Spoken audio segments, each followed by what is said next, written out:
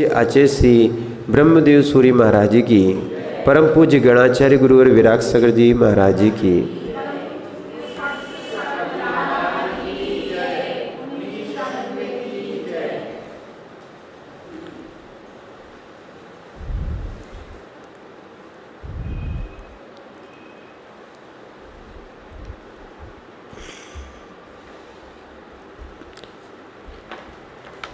ग्रंथराज द्रव्य संग्रह में यहाँ पर शुद्ध और अशुद्ध नए से जीव का कथन किया था। क्या है 13वें नंबर के श्लोक में, और आचार्य महाराज ने कहा था शुद्ध और अशुद्ध नए। इस गाथा को और इस टीका को विशेष रूप से समझने की आवश्यकता है। अगर समझ में आ गया ना तो बहुत सारा मत आपका जो अलग अलग बने हुए हैं ये भी समझ में आ जाएंगे। यहाँ अशुद्ध नय से कैसे कह रहे और शुद्ध नय से कैसे कहा जा रहा है, क्योंकि आलाप पद्धति में भी इन नयों का वर्णन है। एकांत नय अगर आपने शुद्ध ही मान लिया तो संसार का अभाव हो जाएगा। यदि आपने अशुद्ध ही मान लिया जीव को, यानी गुण स्थान मार्ग स्थान, तो फिर मोक्ष का अभाव हो जाएगा। क्या हो जाएगा? अगर इसको दुर्नय बोलते हैं, एकांत नय दुर्नय कहलाते हैं। कैसे कहलाते हैं? दुर्नय कहलाएंगे। और संसार और मोक्ष दोनों हैं। इसीलिए हमें भी जब संसार अवस्था में है तो कहना पड़ेगा जीव कैसा है, जीव कैसा है, जीव कैसा है। बस क्या है? हम स्यादवादी हैं, हमारा वचन वादित ना हो। शुद्धा शुद्धा जीव कैसा है? हाँ, शुद्ध भी है अशुद्ध भी है। आप किस नए से पूछना चाहते हो? समझना। जब आप कर्म अपेक्षा पूछोगे, गुण स्थान अपेक्षा पूछोगे, मारणा स्थान अपेक्षा पूछोगे, ठीक है, तो कैसा है? अशुद्ध है। और जीव स्वभाव से पूछोगे शुद्ध है। क्या है? ठीक है ना? तो अब ये ध्यान रखना, अब अगर माना कि शुद्ध है तो फिर शुद्ध का पुरुषार्थ क्यों? शुद्ध है ही, जिसने क्या मान लिया? ऐसे है वो तो कहते जीव शुद्ध ही है, शुद्ध ही है। अब शुद्ध ही है तो भैया शुद्ध करने का पुरुषार्थ ही क्यों कर रहे हो?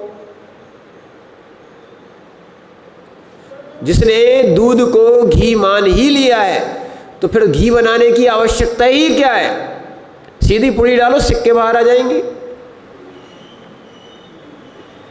क्या है? और घी को जिसने दूध मान लिया है, किसको मान लिया है? तो जैसा दूध पी लेते हो यानी एक गिलास का, ऐसे एक गिलास घी पी लो, क्या होगा?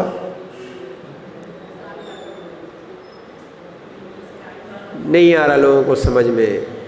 ध्यान रखना, एक कर्मों की जब तक शुद्धि नहीं होगी, यानी कर्मों का जीव से पृथकीकरण नहीं होगा, तब तक जीव शुद्ध नहीं होगा।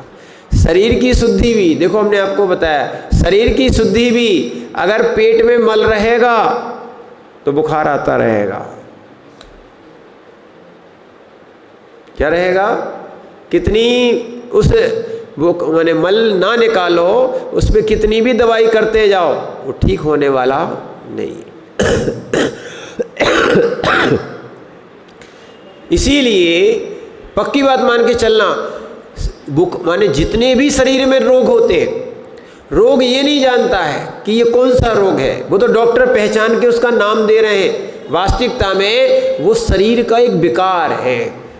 वो विकार मात्र पेट से उत्पन्न विशेष रूप से होता है तो कर्मजन्य भी। जब कर्म का उदय आता है तो व्यक्ति की बुद्धि ऐसी हो जाती है, वो माने अभक्ष और अपच वाला आहार कर लेता है और वो फिर रोगी रहता है। ऐसी जो जीव जो जीव कर्मों का रोगी है, जन्म जरा का रोगी है, वो जीव हमेशा संसार में रहता है, दुख उठाता है। क्या है? संसार में रहता है, दुख उठाता है। इसीलिए ध्यान रखना, इसीलिए अपन को क्या करना चाहिए, अपन को व्यवस्थित एक बार समझ में आ गया ना, और वैसा चलना भी प्रारंभ किया, ज्ञान के साथ आचरण भी आवश्यक है। हमें मालूम था, बहुत दिनों से मालूम था, बुखार क्यों आता है, क्योंकि पेट में मल है। लोग करने नहीं दे रहे थे और हमने किया नहीं था, तो क्या हो रहा था? समझ रहे ना बात को? खूब उपचार करे, समझना, चाहे बांधो, चाहे रगड़ो, कुछ भी कर लो, जब तक सुन लो अच्छे से भैया पारस, जब तक पेट साफ नहीं है, मन साफ नहीं है, कल्याण नहीं होगा। कर लो जितनी जीव को क्या है छल मायाचारी, तब तक वो संसारी ही रहेगा। क्या रहेगा? संसारी रहेगा, नहीं हो सकता है शुद्ध। क्या भगवान भी तुम्हें शुद्ध करने आ जाए तो शुद्ध नहीं हो सकते हो? भगवान कभी शुद्ध किसी को करते भी नहीं है, किसी के कर्ता कोई जीव नहीं है। मूल सिद्धांत है, क्या है? किसी का कर्ता कोई जीव नहीं है, किसी का कर्ता कोई जीव नहीं है। जीव स्वयं का करता है और स्वयं का ही भोगता है। हमारी मिथ्या भ्रांति है, हम परजीवों के कर्तृत्व में लगे रहते हैं, ये हमारी स्वयं की मिथ्या भ्रांति है। आप निमित्त कर्ता हो सकते हो, किसी के उपादान कर्ता नहीं हो सकते हो। यानी आप किसी को सलाह दे सकते हो, मानना नहीं मानना, सहयोगी बन सकते हो, उसके ऊपर है, पर उपादान जब तक शुद्ध नहीं होगा तब तक ध्यान रखना वो जीव शुद्ध नहीं हो सकता। भगवान किसी के उपादान को निर्मल नहीं बनाते, निमित्त मात्र। कैसे है? निमित्त मात्र है भगवान के। देखो, इससे ना अश्रद्धा फैलती है। नहीं तो कहो कि महाराज जी आपने नया एक उपक्रम बता दिया है, लोग पूजा में नहीं आते हैं, लोग भक्ति और उसमें नहीं आते हैं, क्यों? यहाँ आप बताते कुछ मिलता तो आते। अब आपने ही कह दिया कि महाराज कुछ नहीं मिलेगा, अपने कर्मों से मिलता है, तो अब लोग अपने घर में बैठ गए। अगर ऐसा जिनका विचार हो, ये सब मूर्खता है। सब लोग सुनना, सब लोग तुम्हें भ्रमित किए थे। मंदिर, मूर्ति, महाराज, शास्त्र, ये सब शुभ के निमित्त हैं। इन शुभ को करने से तुम्हारे अंदर के कर्म जो है क्षय को भी प्राप्त होते हैं और तुम्हारे कर्म की सत्ता कम भी होती है। क्या होती है? कम भी होती है। आना नहीं छोड़ना, जिनने आना छोड़ दिया है वो कम बुद्धि वाले जीव हैं। बोले कुछ नहीं होता, अपने ही से होता है, तो घर में बैठ के भी शुद्धि भी नहीं बनती। ध्यान रखना, आप लोग कंफ्यूज तो हो ही। बात तो ये, आप एक काम करो, जैसे एक स्विच बोर्ड में, ये जो स्विच बोर्ड होता है, एक फ्यूज लगा रहता है। क्या लगा रहता है? फ्यूज लगा ही रहता है। तो फ्यूज अलग कर लो तो ठीक है। आप कंफ्यूज ही रहते हो हमेशा। आपका फ्यूज कभी भी उड़ जाता है और कभी भी जुड़ जाता है। क्या है? ऐसे कसाय वाले जीवों का ध्यान रखना, जो क्रोध आदि के कारण अपना फ्यूज ओढ़ लेते हैं और जोड़ लेते हैं, ठीक है ना? ऐसे कन्फ्यूज वाले जो है ना, वे ही संसार में घूमते रहते हैं, वे शुद्ध नहीं हो पाते। ये संशय वाले हैं। कन्फ्यूज को क्या कहेंगे? संशय वाले जीव है। संशय वाले सम्यक दृष्टि कैसे? क्या है? ना तो शंका होना चाहिए, न संशय होना चाहिए। आगम नहीं, देव शास्त्र गुरु के वाक्यों पर ध्यान रखना। देव शास्त्र गुरु के वाक्यों पर बिल्कुल दृढ़ श्रद्धा होना चाहिए। गुरु भी वही बोलेंगे, डंके की चोट पे बोलेंगे, और वो भी आगम का ही बोलेंगे। आप भी प्रमाण मांग लो, कोई दिक्कत नहीं। अप्रमाणिक बोल रहे हैं तो वो बात ग्राह्य नहीं है। क्या नहीं है? भैया बहुत परिवर्तन हो गया। एक ने कहा था क्रमबद्ध पर्याय, क्रमबद्ध पर्याय, क्रमबद्ध पर्याय। अच्छा हुआ उनको मिल गया ये शब्द कि आगम में कहीं भी क्रमबद्ध पर्याय नहीं है, और उन्होंने जीते जीते अभी वर्तमान में उन्होंने क्रमवर्ती पर्याय, क्रम नियत पर्याय अपने हाथ से सुधार करवा लिया। क्या? ऐसे ही शांति सागर जी महाराज ने एक शब्द बोला था, फिर उन्होंने उसको सुधार ही दिया। वास्तविकता तो ये है, ज्ञानी वो ही है कि जो आगम के विपरीत नहीं चलता है। क्या? जो आपको मूलाचारी के तो मिल ही रहे हैं और परस्पर में विरोध नहीं है, ठीक है ना, उनको आप मानो और वास्तविकता में अपने ज्ञान को बढ़ाओ। धवला जी जैसे ग्रंथ में आचार्य वीरसेन स्वामी, जिनको कलिकाल सर्वज्ञ कहा है, उनको भी दो दो मत मिले, ठीक है ना। तो उन्होंने, लोगों ने कहा, उनसे कहा कि भगवान हम किन किन ग्रंथों को माने। उन्होंने कहा ये दो आचार्य के दो दो मत मिल रहे हैं, तो उभय वाक्य प्रमाणम। क्या माने? क्योंकि ऐसे भावभीरी वो आचार्य थे, नहीं तुरंत निर्णय दे दिया तुम सर्वज्ञ हो क्या, अवधि ज्ञान है क्या, या श्रुत केवली हो क्या, नहीं है आपके पास ज्ञान, नहीं है निर्णय अपने देखना।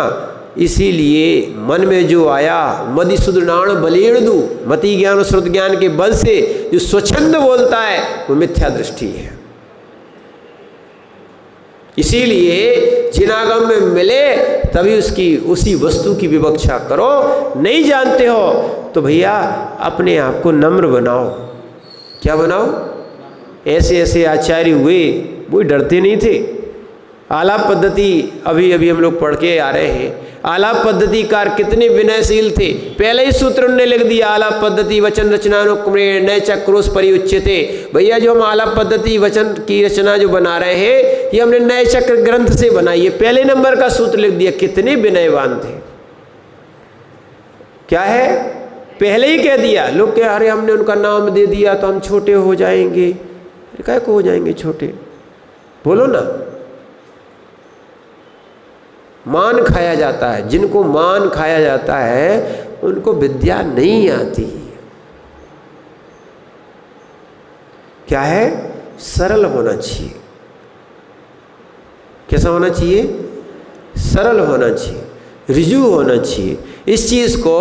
और जब तक नहीं तो मान खाया जा रहा है, ध्यान रखना मोक्ष नहीं होगा। मोक्ष जो है ना अंतरंग के सरल और विशुद्ध परिणामों से ही होता है। क्या है? कोई महलों से और पुण्य से, एक और ध्यान रखना, कोई महलों से, संग से, पुण्य से कोई बड़ा नहीं होता है, अपने गुण स्थान और विशुद्धि से बड़ा होता है। उसी से कर्म क्षय होते हैं। ये सब पुण्य का योग है, ठीक है ना। उनको देख के जलना भी नहीं चाहिए। ये सब पुण्य का योग है, ठीक है ना। पर ये पुण्य उनको मोक्ष में कारण नहीं बनेगा। ये भी अकाट सत्य है। ये लोग नहीं कह पाते, लोग नहीं कह पाते। क्या नहीं कह पाते?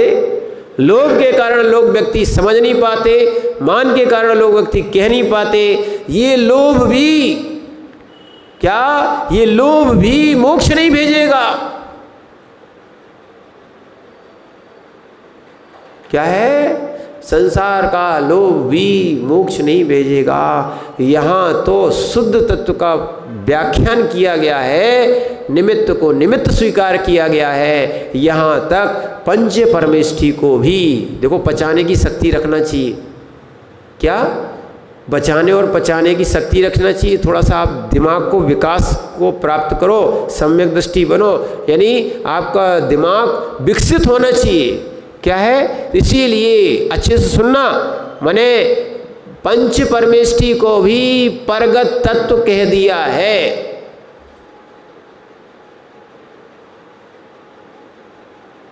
क्या? तत्वसार में आचार्य महाराज अध्यात्म ग्रंथ में और निश्चय दृष्टि से परमेष्ठी को भी परगत तत्व कह दिया है, पर वे ही नहीं है। क्या है? जैसे अन्न राग ही है, ऐसा शुभ राग ही नहीं है। समझना अच्छे से, जैसे अन्य राग है वैसा ये परमेष्टि का शुभ राग ही नहीं है। क्या है? अशुभ को छोड़ा जाता है, शुभ को छोड़ा नहीं जाता है, छूट जाता है। क्या है? और जो अशुभ माने शुभ को ही छोड़ के बैठ गया है वो तो अशुभ उपयोगी हो गया, कहाँ शुद्धोपयोगी में पहुंच पाएगा। और निर्ग्रंथ योगी ही स्पष्ट लिखा है, जिनागम की बात कहो ना, अपने मन की बात नहीं। हाँ, जिनवाणी में स्पष्ट आया है, इसी में आने वाला है, अभी चिंता नहीं करो आप। द्रव्य संग्रह की टीका में ही आएगा कि आप माने चौथे गुण स्थान से लेके छठवें गुण स्थान तक के जितने जीव हैं, चाहे संयमी हो, चाहे देशसंयमी हो, चाहे असंयमी हो, ठीक है ना, क्या है, चाहे असंयमी हो, चाहे देशसंयमी हो, चाहे संयमी हो, ऐसे तीनों जीवों की यहाँ शुद्धोपयोग की भावना हो सकती है। शुद्धोपयोग तो सत्तम गुण स्थान वर्ती योगी को ही होता है।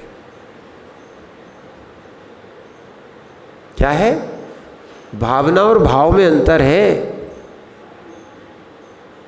भावना और भाव में अंतर है, इसलिए जिस वस्तु की जैसी विवक्षा हो उसको वैसा ही जानना और लगाना। अगर विपरीत कथन कर दिया तो दिक्कत हो जाएगी। क्या हो जाएगी? आपको दिक्कत हो जाएगी। इसीलिए आत्मा को शुद्ध भी मानना और आत्मा को अशुद्ध भी मानना। जब हम संसार में हैं तो कैसे हैं? कर्म अवस्था में हैं, इसलिए अशुद्ध हैं और शक्ति अपेक्षा हम सिद्ध बन सकते हैं यदि भव्य हैं तो। अन्यथा उनमें भी शक्ति है बनने की, पर वो प्रकट नहीं होगी कभी।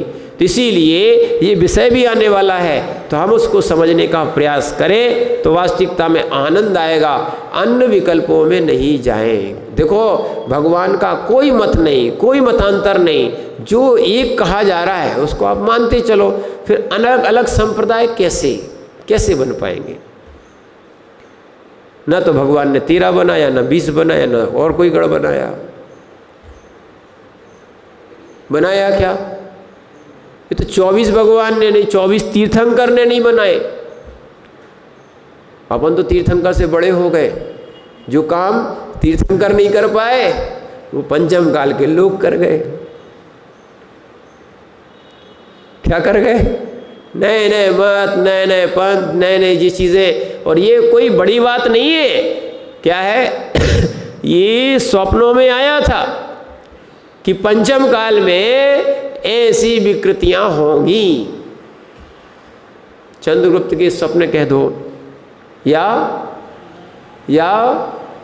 भरत चक्रवर्ती के स्वप्न कह दो कि पंचम काल में ऐसी विकृतियां हो जाएंगी। अलग अलग लोग जिनेंद्र के मत में भी अलग अलग मत बनाएंगे। क्या है?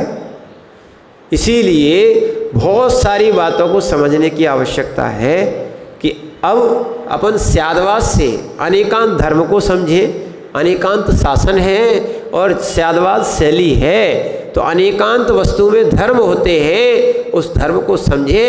एक ही वस्तु के धर्म को ना समझे। और जिसने एकांत ही मान लिया, क्या है?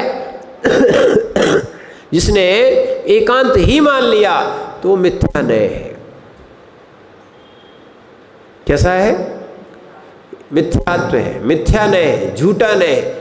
क्योंकि वस्तु तो उभयात्मक होती है, अनेकांतक मत होती है। हमने उन सब धर्मों को अभाव कर दिया, एक की ही बात कर रहे हैं। ठीक है ना? जैसे आप लोग पुरुष हो कि नहीं, पिता भी हो, क्या है, जैन भी हो, बहुत सारी आप में एक ही में बहुत सारे संबंध लगाए जाते हैं। संबंध लगाओगे तो वो भी बहुत सारे भी संबंध लगते हैं। तो अगर किसी ने एक ही मान लिया तो दिक्कत हो जाएगी। क्या हो जाएगी? वस्तु व्यवस्था नहीं बन पाएगी। इसीलिए देखो, इसीलिए इन चीज़ों को समझना बहुत आवश्यक है। तो जीव कैसा है? शुद्धा शुद्धा, शक्ति अपेक्षा शुद्ध है और कर्म अपेक्षा अशुद्ध है। इसीलिए अब यहाँ पे अगर ऐसा व्याख्यान करते रहे है ना, क्योंकि निश्चय व्यवहारात्मक वस्तु का कथन होता है, वैसे ही करते रहे कोई दिक्कत नहीं है, इसी ने अशुद्ध ही मान लिया तो भैया ठीक है, तो मोक्ष नहीं होता, किसी को हो ही नहीं सकता। बहुत सारे लोग कहते हैं कर्म किए तो भोगना तो पड़ेंगे, कोई क्षय तो कर ही नहीं पाएगा। कर्म करो फिर भोगो, फिर कर्म पे फिर कर्म होते हैं, फिर भोगो, फिर मोक्ष किसी का होना ही नहीं है। ऐसे नियतवाद भी है कि जो किया है वो भोगना ही पड़ेगा, फिर कोई क्षय नहीं कर पाएगा, शुद्ध नहीं हो पाएगा। तो इसीलिए हम इसको समझने का प्रयास करें।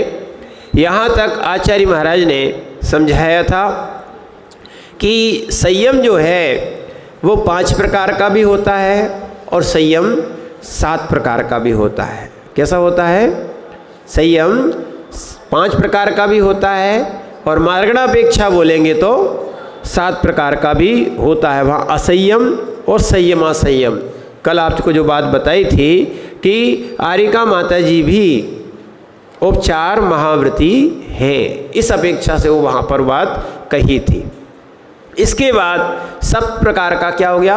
संयम मार्गणा। और जब भी मार्गणा का कथन किया जाए, ध्यान रखना यहाँ शुद्ध अशुद्ध दोनों लेते हैं।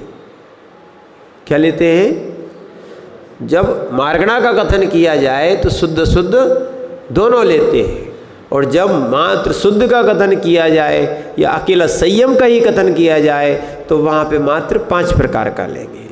ठीक है ना? अशुद्ध को भी जोड़ दोगे तो 7 प्रकार का हो गया। ऐसे ज्ञान भी शुद्ध लोगे, क्या है, अगर माना कि सम्यक ज्ञान लोगे तो वो कितने आते? 5, और मिथ्या ज्ञान भी मिला दोगे तो कितने हो गए? 8। ऐसा समझना चाहिए। ठीक है? तो ज्ञान 5 भी है और 8 भी है, ऐसे ही संयम 5 भी है और 8 भी है, अपेक्षा लगाना है। अब यहाँ पर बताते हैं आगे, ये हो गया ज्ञान। अब आ रहा है दर्शन। चक्षु रचक्षु अवधि केवल दर्शन भेदेने चतुर्विध विधा दर्शन मार्गणा। दर्शन मार्गणा होती है, कौन सी होती है? अभी अपन ने ज्ञान पढ़ी थी, ठीक है, या हाँ दर्शन मार्गणा की बात कर रहे हैं। तो वो कितने प्रकार की है? 4 प्रकार की होती। चक्षु दर्शन, जो आँखों से देखना होता है उसको बोलते चक्षु दर्शन। ठीक है? जो चक्षु के अलावा शेष 4 इंद्रिय और मन से होता है अचक्षु दर्शन। ठीक है? अवधि ज्ञान के पहले जो दर्शन होता है वो अवधि दर्शन, और केवल ज्ञान के साथ साथ जो दर्शन होता है वो क्या है? केवल दर्शन। ये 4 प्रकार का हो गया।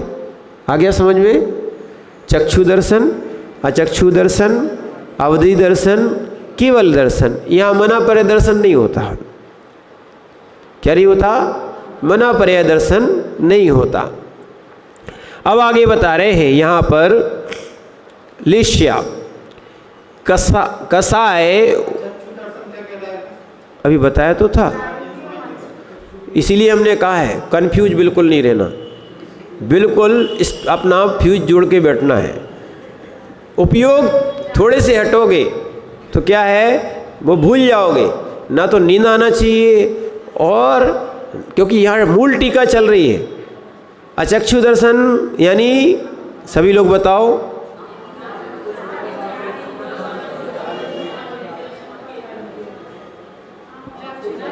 हाँ,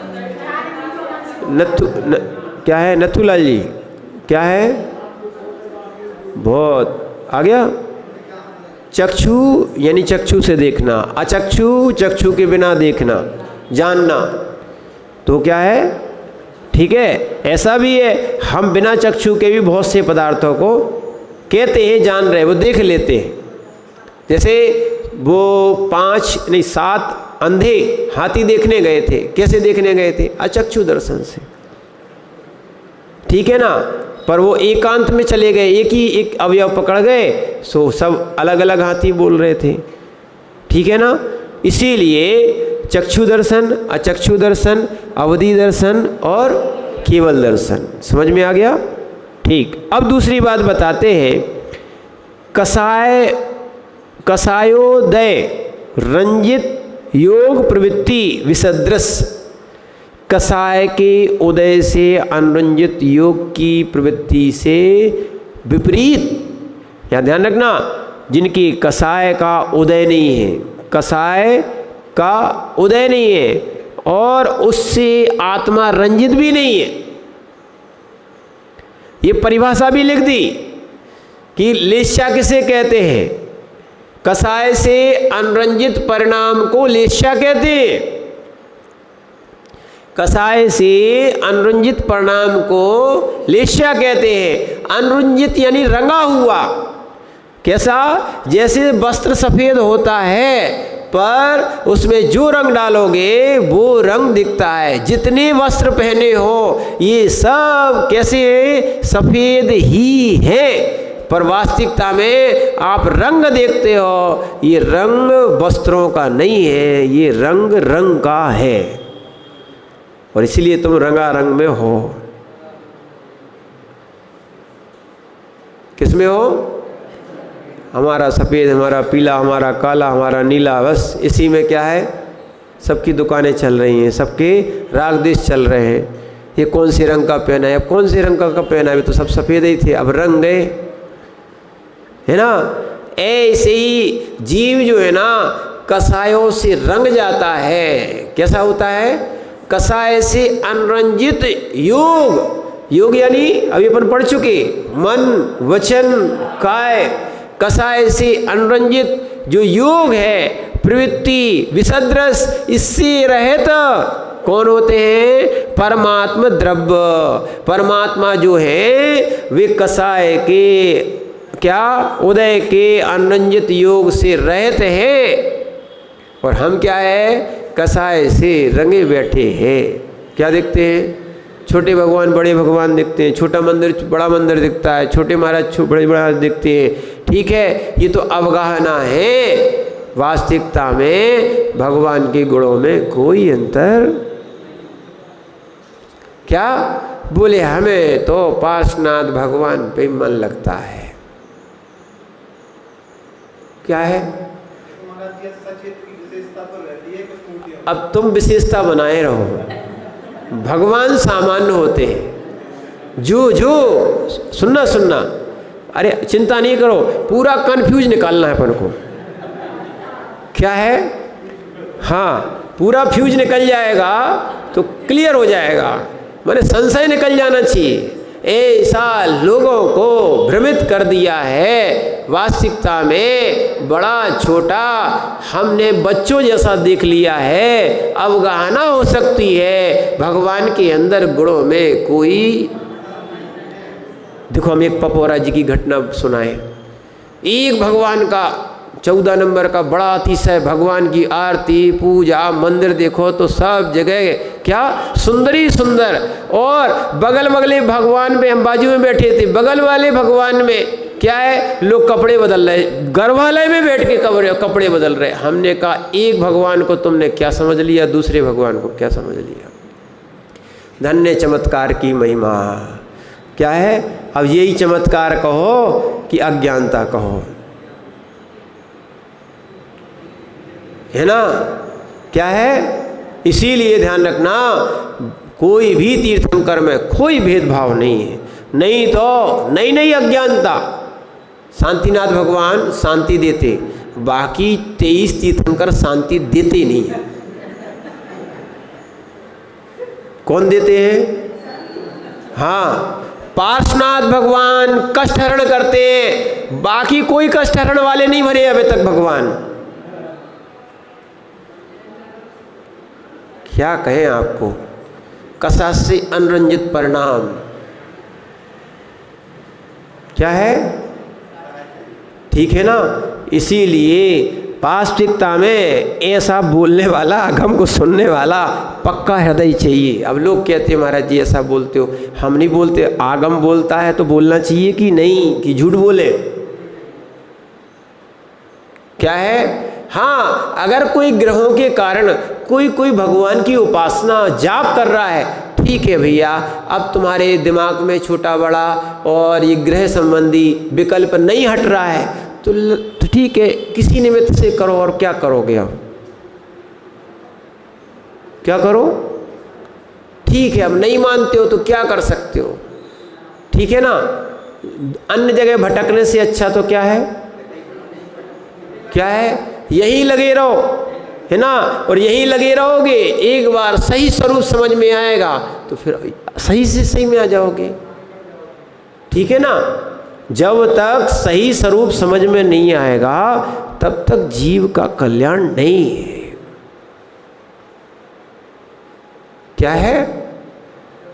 और वास्तविकता है, जिस जीव का पुण्य का उदय होता है उनको ही यथार्थ वाणी सुनने मिलती है, या जिस जीव का पुण्य का उदय होता है वो यथार्थ वाणी समझते हैं। नहीं तो महाराज जी आप तो पूरी शास्त्र की वाचना कर दियो, हम तो वैसे के वैसी रहे, खूब सुनत रहे।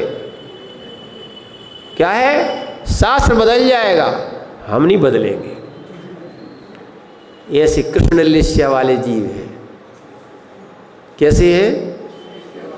क्या है? हाँ, तो जो है सो यहाँ पर कसाय के उदय से अनुरंजित योग की प्रवृत्ति, इन कसाय के अनुरंजित योग की प्रवृत्ति को बदलना है। क्या है? लोग मंदिर बदल रहे, भगवान बदल रहे, गुरु बदल रहे, वास्तविकता में क्या बदलना चाहिए थे? अपना कसाय की योग की प्रवृत्ति, मन वचन काय बदलना चाहिए था। क्या है? तो इसीलिए विसदृश परमात्म द्रव्य प्रतिपंथी, यहाँ पंथिनी यानी प्रतिपक्षीभूत कह दो, यहाँ पर इनसे विपरीत जो रहते हैं, कृष्ण, नील, कापोत, तेज, पद्म, शुक्ल भेदेने षड्विधा लिस्या मार्गणा। लिस्या क्या है? 6 प्रकार की होती है। क्या होती है? हाँ, ये आभा मंडल सबके पीछे रहता है। क्या है? हमें दिखता नहीं है, पर अब अहमदाबाद आदि में कैमरा आ गया है, सबका आभा मंडल दिखाते हो, उसका फोटो भी निकलता है। ठीक है ना। जैसे व्यक्ति के परिणाम होते वैसा उसका आभा मंडल ओरा बनता है। क्या बनता है? ओरा बोलते उसको। ठीक है। तो इसीलिए कृष्ण अपने यहाँ वेदियों में या अन्य जगह चित्र बने रहते हैं। 6 लोग हैं और आम खाने जा रहे हैं। ठीक है। अब एक को आम खाना है तो वो कह रहा है जितने आम में पेड़ लगे हैं पेड़ सहित काट दो, सारे आम मिल जाएंगे। सीधा पेड़ ही काट दो ना, क्या दिक्कत है। क्या है?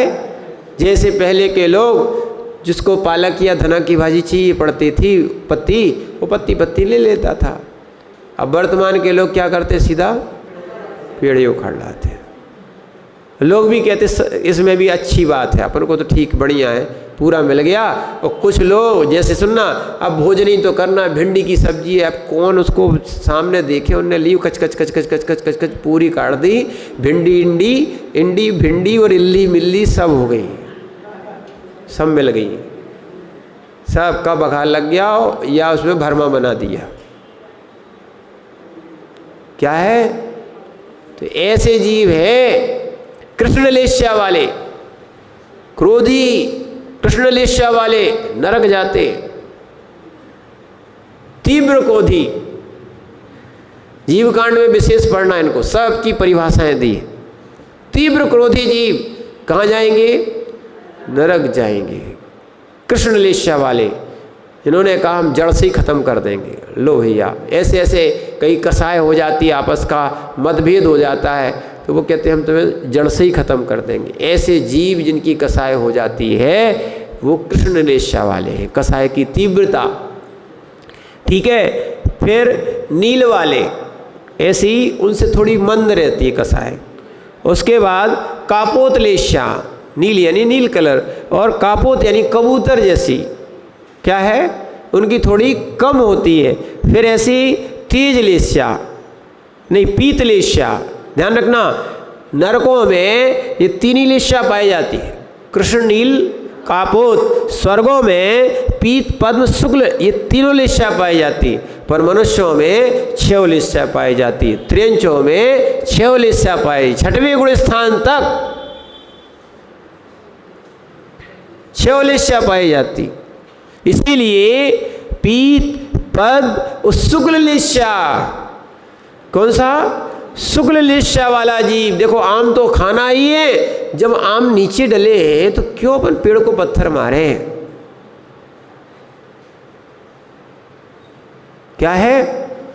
इसीलिए जब तक क्या है जीव मचा नहीं लेता है तब तक आनंद नहीं आता। बहुत से ऐसे लोग होते हैं है ना, जैसे भैंस जैसे कहा जाता है उसको, ठीक है ना। पहले वो तालाब में जब पानी पीने या नदी में पीने जाए तो सबसे पहले घुसेगी, उसके बाद मचाएगी, फिर लघुशंका करेगी और फिर पी लेगी। ऐसे श्रोता और वक्ता भी और ऐसे जीव नहीं होना चाहिए। क्या है, अपना जब काम अच्छा से बन रहा है, अहिंसा से हो रहा है। देखो शुक्ल लेश्या वाले जीव जब उनको भोजन ही करना है तो हम रात में क्यों करें, पेटी तो भरना है, रात में क्यों करें, चलता है काम।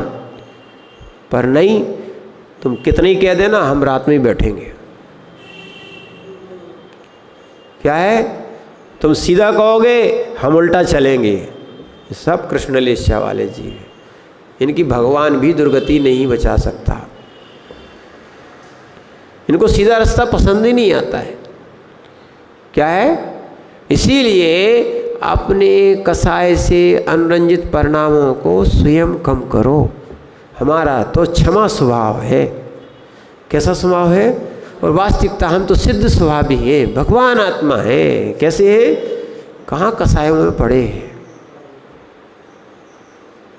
क्या है, कसाय रहित अवस्था है, नाम रहित निर्नाम अवस्था है, ये है ना।